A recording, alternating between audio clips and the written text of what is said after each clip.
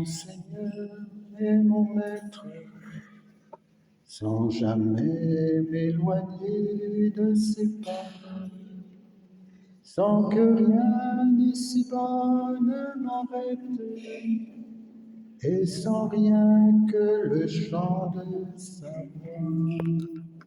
Je suivrai mon Seigneur et mon Maître, sans jamais m'éloigner de ses pas, sans que rien ici-bas ne m'arrête, et sans rien que le chant de sa voix.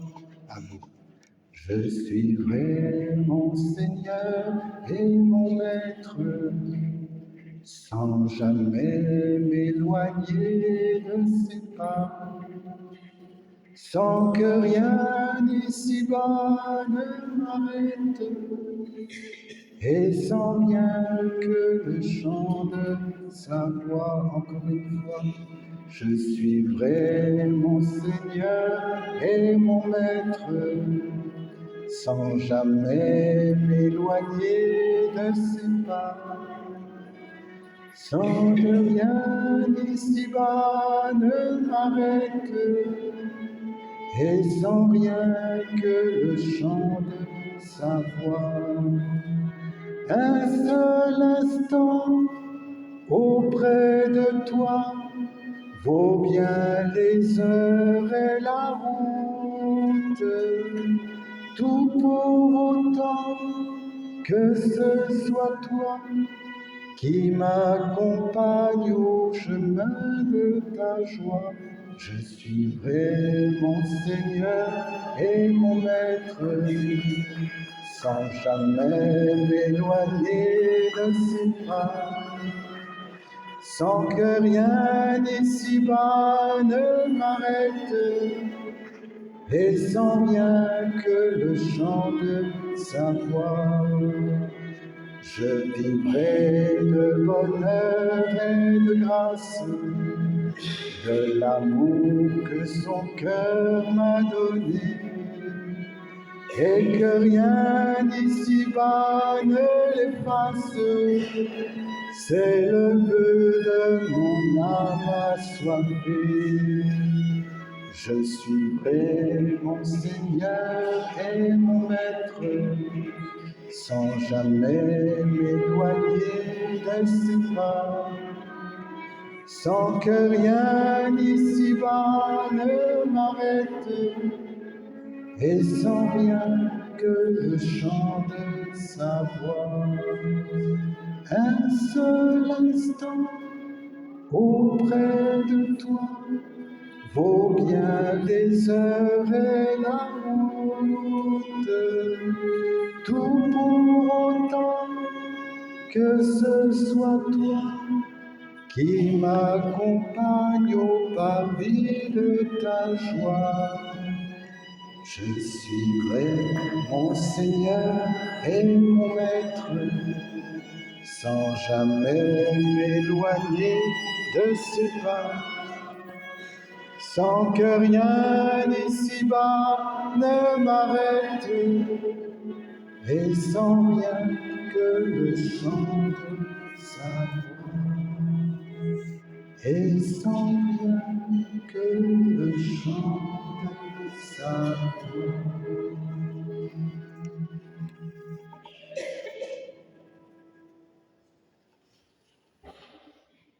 Ça fait du bien, ça fait du bien.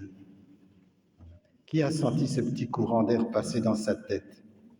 Et vous êtes plusieurs, levez la main bien haut. Comme un courant d'air qui fait un peu de fraîcheur et les pensées sont parties. Ne les récupérez pas, c'est pas la peine de fouiller pour voir si elles y sont encore. Voilà. C'est comme les gens inquiets qui prient pour ne plus être inquiets, et quand ils sont plus inquiets, ils sont inquiets de ne plus être inquiets. Voilà, faites pas ça. Reposez vos cerveaux, vous en avez besoin. J'espère que nous allons parler un petit peu là, de marcher à la suite de Jésus.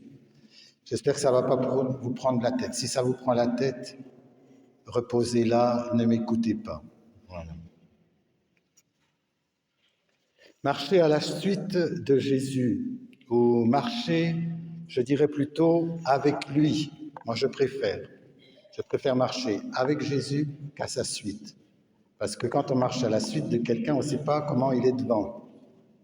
Marcher derrière quelqu'un, il peut avoir pris des distances et il peut vous larguer en cours de chemin. Marcher avec quelqu'un, c'est mieux que marcher à sa suite. Voilà. Et moi, je n'ai pas trop envie de marcher à la suite de Jésus.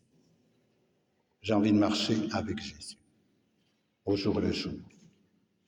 Marcher sur ses pas, vivre ce qu'il a vécu, faire comme il a fait.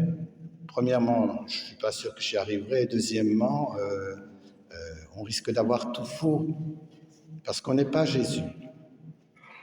Voilà. On est des petits Jésus, mais on n'est pas Jésus.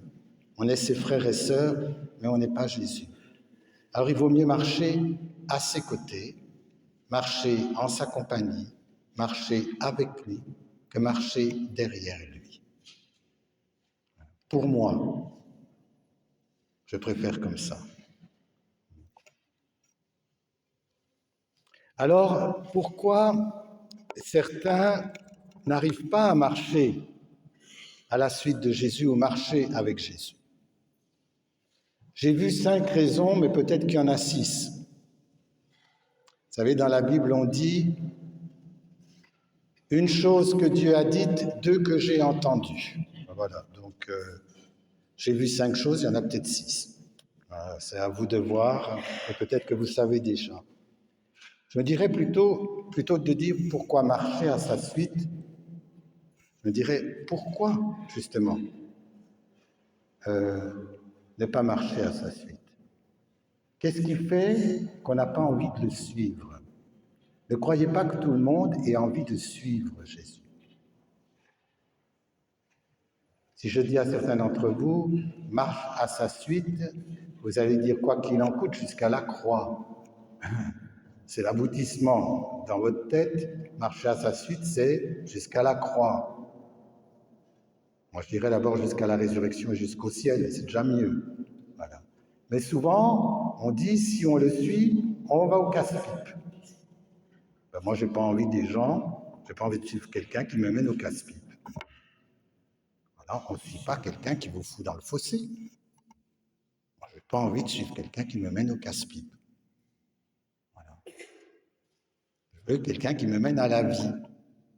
Qui marche à ma suite aura la lumière, ne marchera pas dans les ténèbres. Qui marche à ma suite aura la vie en plénitude. Mais qui marche à ma suite aura le casse-pipe. Non, pas besoin. Pas besoin de rentrer dans un mur. Voilà. On ne suit pas Jésus pour rentrer dans le mur. C'est pour ça que les gens ont peur de suivre Jésus. C'est pour ça que les gens ont souvent peur de se donner à lui. Parce qu'il dit, il va mener où? À la souffrance, à l'agonie et à la mort. Bien sûr. Mais il a dit quoi? Je suis venu que pour que vous ayez la souffrance, l'agonie, la mort, ou pour que vous ayez la vie éternelle en plénitude, en abondance. Voilà. Il faut remettre les choses en place. Moi, je ne suis pas quelqu'un qui me mène à la ruine. Alors, il me semble que la première chose qui fait qu'on hésite à suivre Jésus ou à marcher, c'est par manque d'intérêt ou par mépris de Jésus. Manque d'intérêt ou mépris. Pas d'intérêt pour lui. Ne croyez pas que le monde suit Jésus. Beaucoup n'ont pas d'intérêt. Beaucoup ont du mépris. Même en Israël, quand Jésus était au milieu d'eux et qu'on disait « on a trouvé Jésus, il faut aller à sa suite », on disait de Nazareth, qu'est-ce qui peut sortir de bon? Qu'est-ce que tu vas nous faire suivre un mec comme ça? C'est un charpentier, on connaît sa famille, il est dérangé. Qu'est-ce qu'on va suivre un mec comme ça? Par mépris ou par manque d'intérêt, parce que ça ne nous intéresse pas. Ne croyez pas que tout le monde est intéressé par Jésus. Même quand vous faites vos petites prédications à vos copains, à vos copines, même quand vous parlez du bon Dieu, quand vous glissez un petit Jésus par-ci, un petit Jésus par-là, ça n'intéresse pas forcément les gens. Voilà. Moi, je me rappelle d'un ami qui m'a dit, on se retrouvait tous les mois à plusieurs. Voilà. On mangeait ensemble, j'étais déjà dominicain, on se retrouvait une dizaine comme ça, on était contente de parler, mais ils m'avaient prévenu, ils m'ont dit, on ne parle pas de notre boulot, tu ne nous emmerdes pas avec le tien. Ici, on discute de tout, mais on ne parle pas boulot. Puis au bout de 6 mois, ils ont dit, c'est drôle parce que tu nous connais tous, mais nous, on ne te connaît pas. J'ai dit, oui, si vous m'empêchez de parler de ce qui fait ma vie, vous m'enlevez plus de 70% de ma vie. Donc, c'est sûr que vous ne me connaissez pas. Et il y en a un qui a dit, ah, c'est pas parce que tu te tais qu'on ne t'entend pas. Hein. Voilà. On peut suivre Jésus, faire semblant de rien, mais être quand même perçu. Voilà, comme des suiveurs de Jésus. Il y a des gens qui n'ont pas d'intérêt à Dieu. Ça les fatigue. De venir là, ça les fatigue. De faire un pèlerinage, ça les fatigue. D'aller à la messe le dimanche, ça les fatiguerait. D'écouter une émission de télévision, c'est ras-le-bol, on change de chaîne, ça les fatigue. Dieu les fatigue. Parce qu'il n'y a pas d'intérêt. Voilà. Ça peut arriver par manque d'intérêt ou par mépris. Voilà. Alors les disciples, quand ils font la connaissance de Jésus, ils disent, ça serait bien de le suivre, vous voyez, les deux frères, il y en a un qui dit, viens, j'ai rencontré le Seigneur. Alors il y en a un qui dit, ben, de Nazareth, qu'est-ce qui peut sortir de bon? Et l'autre lui dit, viens et vois, mets-toi en route, viens voir au moins. Et donc, la deuxième chose qui fait qu'on ne suit pas le bon Dieu, c'est par manque de curiosité. Les gens pas curieux ne s'aventurent pas dans les choses qu'ils ne connaissent pas. Ils connaissent leur monde, ils connaissent leurs emmerdes, ils connaissent leurs amis, ils connaissent leurs ennemis, ils connaissent leur compte en banque, ils connaissent tout. Mais ils n'ont pas envie de connaître autre chose. Et Dieu fait partie des curiosités qui ne les intéressent pas. Donc, pour suivre déjà Jésus, pour se mettre en route, il me semble, il ne faut pas être trop méprisant. Il faut avoir un tout petit peu d'intérêt et un peu de curiosité. Faire comme Zachée. Zachée était curieux. Et comme il était petit, quand il a vu qu'il s'est passé quelque chose, il est monté sur son sycomore pour voir passer Jésus. Il était curieux. Et sa curiosité a été payante. Il était, comment j'allais dire, il avait de l'attraction. Il voulait savoir ce que c'était. Une forme d'intelligence pour savoir qui est Dieu, savoir qui est Jésus. On nous en parle plutôt que de dire ça me casse les pieds, mais qui c'est leur Jésus? C'est quoi ce truc-là? Ils m'en parlent tout le temps. T'aurais pas un évangile? T'aurais pas un truc? Parle-moi une fois là-dessus. Mets-moi au courant de ce truc-là. Si vous avez affaire à des repus et des gens qui ne sont pas curieux, vous allez vous user. Hein. Vous allez vous user. Ça ne les intéresse pas. Est-ce que nous avons un cœur curieux des choses du royaume? Curieux des choses du royaume. Moi, la première fois que j'ai entendu parler du renouveau charismatique, j'avais 16 ans, en 72, à Pentecôte. J'ai été curieux de voir qui c'étaient ces gens-là. J'ai entendu qu'ils arrivaient dans une petite église. Je suis allé avec un ami, qui est devenu dominicain aussi. Et on a été curieux. Je voulais voir qui étaient ces asthmatiques, parce que je n'avais pas compris charismatique. C'était un groupe de gens qui manquaient de souffle. En fin de compte, j'ai vu qu'ils en avaient pas mal. Ils manquaient pas de souffle, mais c'était, voilà, charismatique, asthmatique, je n'ai pas bien fait le lien. À 16 ans, on ne sait pas trop encore tous ces trucs-là. Et donc, par curiosité, on s'est avancé. Par curiosité, on est resté cette soirée-là. Et par curiosité, on a reçu l'effusion de l'esprit. Voilà. Curiosité. Zachée descend, aujourd'hui le salut est entré dans cette maison. Et Zachée est devenu disciple. Il est devenu disciple. Un bon disciple. Hérode aussi était curieux. Hérode voulait lui voir faire des miracles. Il était curieux, mais pas intéressé pour changer. Curieux simplement pour être curieux, voir de la nouveauté sans que ça le bouleverse. Est-ce que votre cœur est curieux des choses, mais se laisse bouleverser? Donc pour suivre Jésus, pas manquer d'intérêt, ni être méprisant, avoir un peu de curiosité. Et puis, ce qui fait que certains ne suivent pas Jésus, c'est par peur d'être trompés. Personne ne suit un menteur. Quand on est en bonne relation avec quelqu'un, on est prêt à le suivre à condition qu'il ne nous mente pas.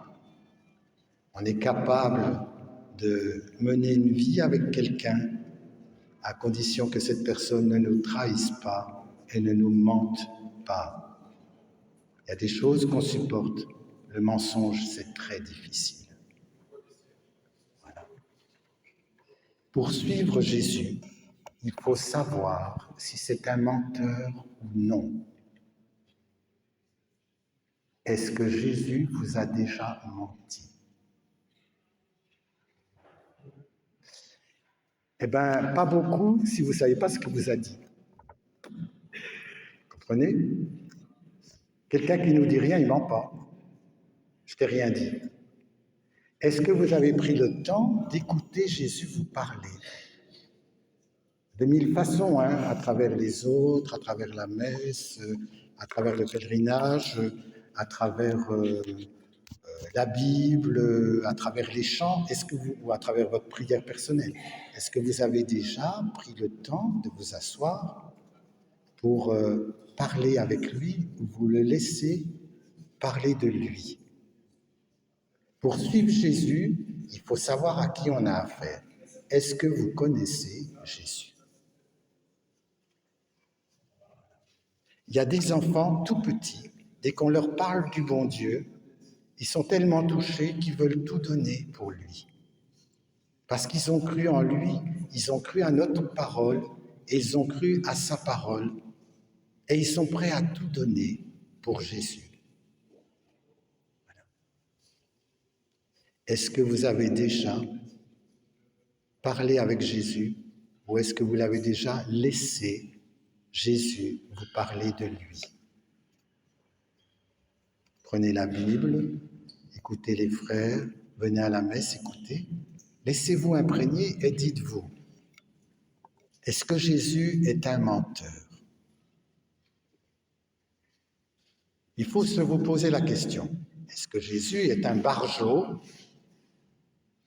Voilà, je suis le Fils de Dieu, j'ai la vie éternelle, qui croit en moi ne mourra jamais. Est-ce que c'est un barjot? Ou est-ce qu'il dit la vérité? Posez-vous la question. On ne suit pas un menteur. Je ne veux pas me mettre à la suite de quelqu'un qui n'est pas fiable. Je préfère m'appuyer sur moi-même, même si je ne suis pas malin, plutôt que de m'appuyer sur quelqu'un qui serait menteur. Non?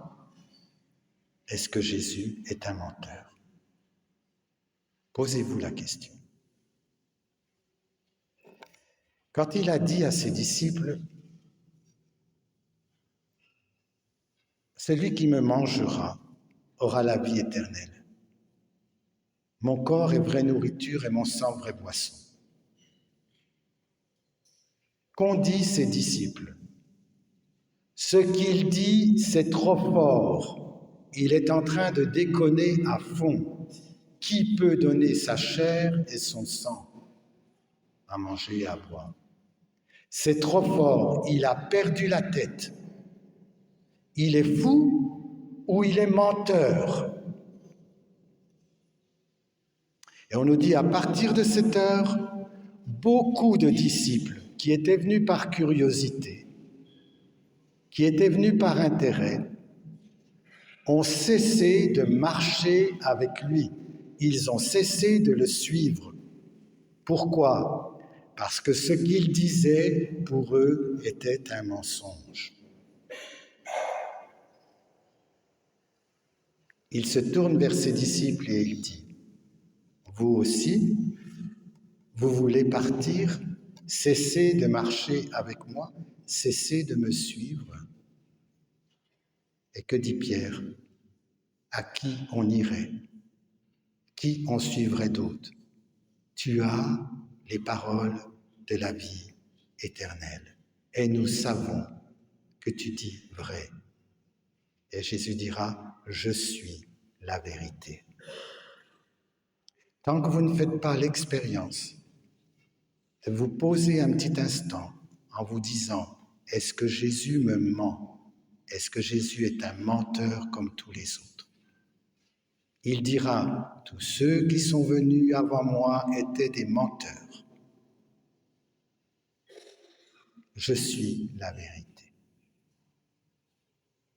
Est-ce que vous adhérez? Si vous n'adhérez pas à Jésus comme vérité, vous ne pourrez pas le suivre. On ne suit pas un menteur. À qui irions-nous? Ça, c'était le troisième point, peur d'être trompé, parce qu'on a besoin de vérité et pas d'histoire à dormir debout. La quatrième peur, c'est la peur de devoir changer et de perdre si jamais on suit quelqu'un. Suivre quelqu'un, c'est se déplacer. Est-ce que tu me suis? Ça veut dire quoi? On va devoir partir? Peut-être. Est-ce que tu viens avec moi? Ça veut dire quoi? On va devoir déménager? Peut-être. Suivre quelqu'un, c'est se mettre en route. Et donc, c'est lâcher des choses pour le suivre. Les apôtres diront, on a tout quitté pour te suivre. Tout quitté pour te suivre. Quand Abraham reçoit la mission de Dieu, il lui dit, tu m'aimes? Il dit, oui, je t'aime infiniment plus que tout, plus que mes enfants, plus que ma femme, plus qu'Isaac, plus que ma vie même. Alors il lui dit, quitte tout et suis-moi. Alors Abraham, quittant tout, il prend tout et le suit. Abraham, il n'a pas tout quitté. Quand il dit oui, je vais te quitter, je vais tout quitter pour te suivre, on nous dit, il prit sa famille, ses troupeaux, ses cousins, ses cousines, et il part avec eux, avec tout le matos. Je quitte tout, mais je garde tout. C'est au fur et à mesure qu'il va apprendre à lâcher prise. Mais il dit oui, je suis prêt à tout quitter, mais on fait les cartons quand même. Et c'est souvent par peur de devoir quitter des choses qu'on ne suit pas Jésus jusqu'au bout, ou qu'on a peur de marcher à sa suite, ou de le suivre, ou de marcher avec lui. Qu'est-ce qu'il va me demander? Qu'est-ce que je vais devoir lâcher? Qu'est-ce qu'il va falloir laisser pour le suivre? C'est souvent par peur de perdre qu'on ne peut pas prendre le chemin avec Jésus.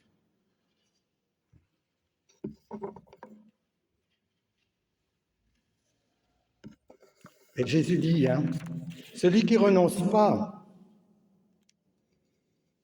à sa femme, son mari, ses enfants, sa terre, son argent, sa santé, ne peut pas vraiment être mon disciple pour me suivre. Renoncer, c'est pas jeter, c'est pas détruire. C'est mettre en premier ce qui doit être mis en premier. Celui qui ne me met pas en premier ne va pas pouvoir me suivre. Celui qui veut me suivre, qu'il mette la main à la charrue, mais ne regarde pas en arrière. Suivre, c'est se décider au risque, peut-être, de perdre en cours de route des choses et des gens. au risque. C'est pas dit. Il dit vous aurez au centuple, mais quelquefois on ne trouve pas le centuple.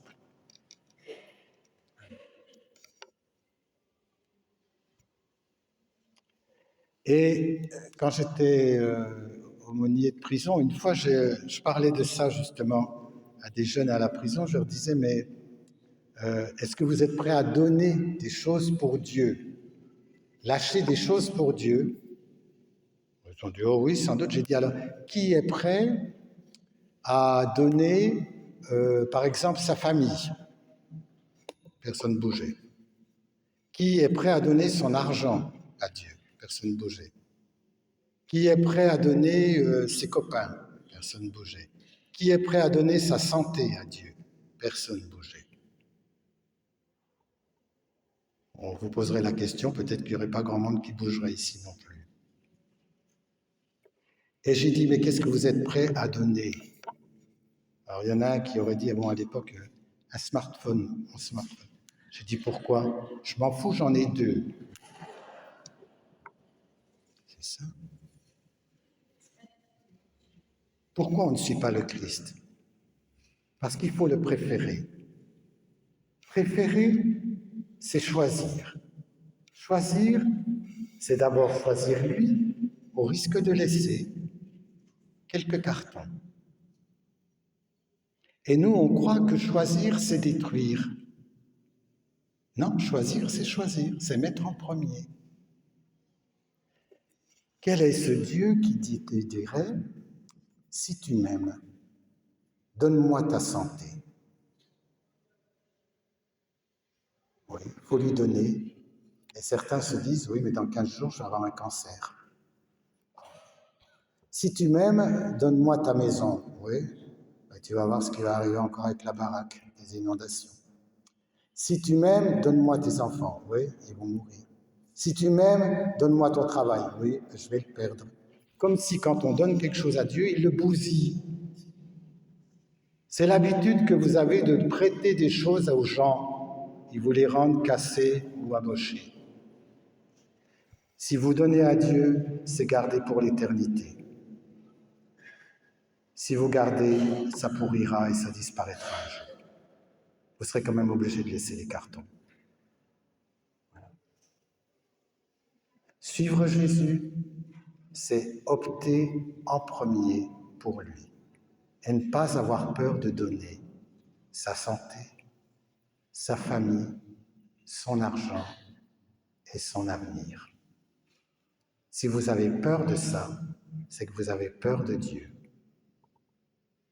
Et si vous avez peur de Dieu, c'est que vous ne le connaissez pas vraiment. Voilà.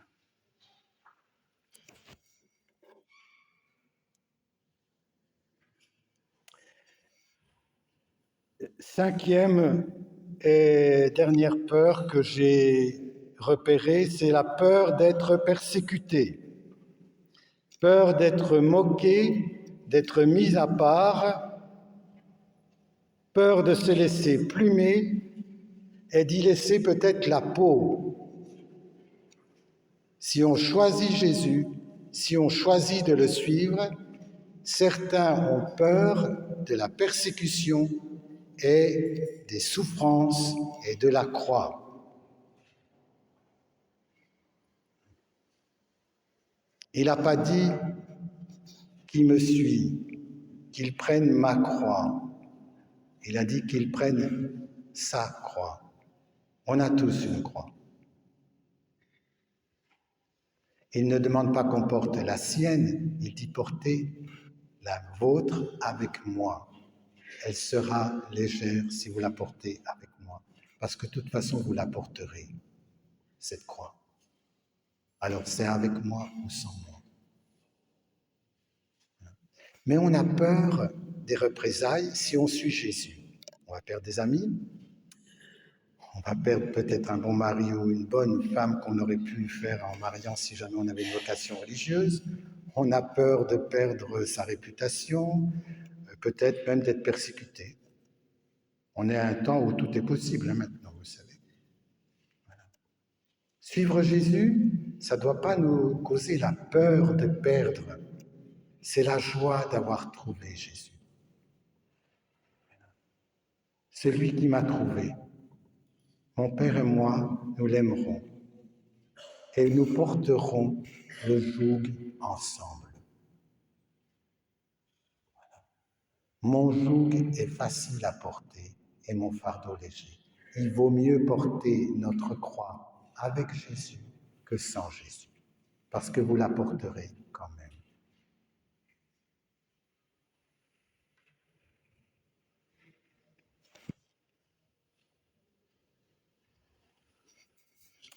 Suivre Jésus, on pourrait dire, comme on peut, c'est faire tomber toutes ces peurs-là, s'asseoir et l'écouter nous dire « Veux-tu me suivre? Veux-tu marcher avec moi ?» On ne suit pas un étranger, on suit un ami ou quelqu'un en qui on a confiance. Donc, de se poser devant lui cet après-midi en disant « Je te choisis comme ami, je me décide pour toi et je suis prêt à lâcher prise sur ce que je tiens pour te suivre. » Si ça ne se fait pas, ne vous inquiétez pas, le bon Dieu il talonne, donc il ne vous lâchera pas. Il est dit dans l'Écriture, le Saint-Esprit poursuit son œuvre dans tous ceux qui résistent. Donc, résistez-lui. Voilà. Ne vous inquiétez pas, il va poursuivre son œuvre en vous. Et pour terminer, je vous dirais ça, quand je me suis un petit peu destiné à donner ma vie pour Jésus dans la vie religieuse, je ne savais pas trop encore la vie religieuse, mais je savais que je voulais me consacrer à lui. Je ne savais pas ce que voulait dire le mot, mais je savais que je voulais appartenir à Jésus. Un jour, j'ai entendu, je peux dire au moins une fois dans ma vie, j'ai entendu Jésus. Voilà. J'ai entendu Jésus pendant une demi-heure.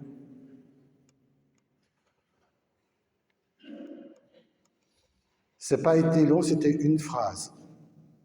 Donne-moi tout. Pendant une demi-heure, il me l'a dit de toutes les façons. Donne-moi tout, donne-moi tout, donne-moi tout. Et je disais, non, pas ma famille, donne-moi tout. Non, pas mes amis, donne-moi tout. Non, pas mon avenir, donne-moi tout. Non, pas ça. Je faisais la liste de ce que je ne donnais pas et il a continué de dire, donne-moi tout. Je pense que j'avais une vingtaine d'années. Enfin, ça va faire bientôt 50 ans qu'il continue à me dire, donne-moi tout. Voilà. Et il va continuer de me le dire jusqu'au bout. Donne-moi tout. Voilà. Et j'ai laissé quelques cartons derrière, mais j'en ai peut-être encore quelques-uns, j'en sais rien. Voilà, donne-moi tout. Alors je suis allé trouver une sœur Clarisse à Besançon. Je l'appelais Bécassine parce qu'elle ressemblait un peu à Bécassine. Et j'ai dit, tu sais quoi, sœur Jean-Marie? Jésus m'a parlé et il m'a dit, donne-moi tout pendant une demi-heure. Elle a dit, c'est bien, résiste-lui, résiste-lui, résiste-lui. J'ai dit, puis ça donne quoi? Ben, regarde-moi.